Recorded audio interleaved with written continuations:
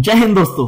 आज हमारे economics class 12th की रिवीजन नंबर 2, जिसमें हम लोग आज करने वाले हैं chapter number 2, that is some basic concepts of macro economics. और उसमें सबसे पहला topic, the very important topic, that is meaning of domestic territory और we can say meaning of economic territory, वो हम डिस्कस करेंगे आज। So sir, what do you mean by DT?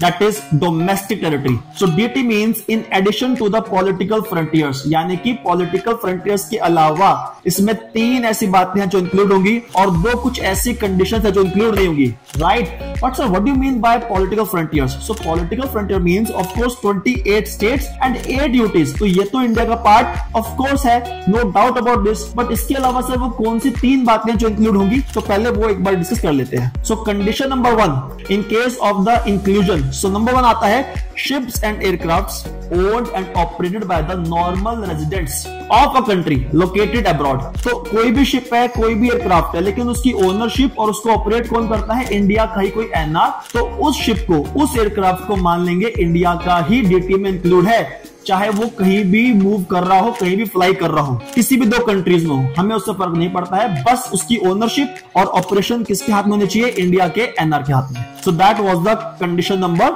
1। Moving to the condition number 2, that is fishing vessels, oil and natural gas rigs or any other floating platforms operated by the normal residents of a country in the international water where they have the exclusive right of operation। Sir एक बात बोले क्या? ये क्या है भाई?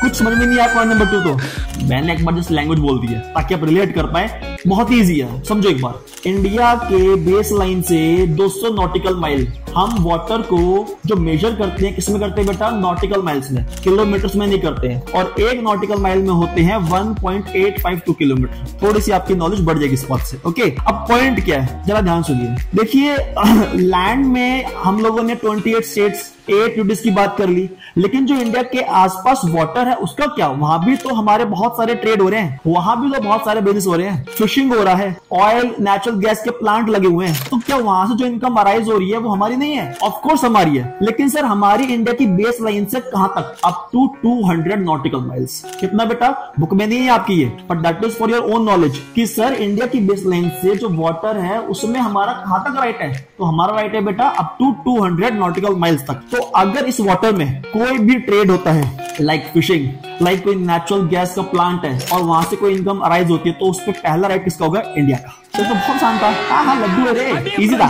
चलते हैं पॉइंट नंबर 3 पर सर। अब सर पॉइंट नंबर 3 क्या सर? तो देखो 3 लोग हैं, embassies, consulates and military establishments of our country. तो कोई भी एम्बेसी होगी, लेट्स से इंडिया की एम्बेसी है, लेकिन वो एम्बेसी कहां पर है? Located in the abroad. Sir क्या मतलब? देखिए बड़ी सिंपल सी बात है, हमारी एम्बेसी है लेकिन कहां पे काम करेगी? ऑफ कोर्स इंडिया से बाहर, ताकि अगर कोई इंडिया का पर्सन किसी बाहर कंट्री में जाता है तो उनकी वो हेल्प कर सके इन XYZ वर्क। तो कोई इंडिया की embassy, let's say working in USA, India की embassy working in the USA, उसे हम लोग इंडिया का ही पार्ट मानेंगे, चाहे वो इंडिया से दूर है, बट किसके लिए काम कर रही है? इंडिया के लिए। इकोनॉमिक इंटरेस्ट किसके लिए है? इंडिया के लिए। सो ये होगा हमारे 3 पॉइंट जो इंडिया के डीटी में इंक्लूड होते हैं। सर मजा आ गया, इजी है? हाँ वेरी इजी। अब 2 पॉइंट ऐसे जो इंडिया की डीटी में इंक्लूड नहीं होते। तो पहला, एम्बेसीज, कॉन्सुलेट, रुको सुनो, embassies, consulate and military establishments of foreign country located in India. तो अब की बार क्या बोला मैंने कि जो बाहर की है, लेट्स से अमेरिका की,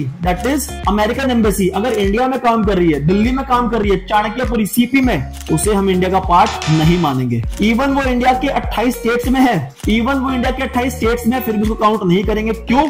क्योंकि वो किसके लिए काम कर रहा है? यूएसए के लिए। उसका इंटरेस्ट कहां है? यूएसए के लिए।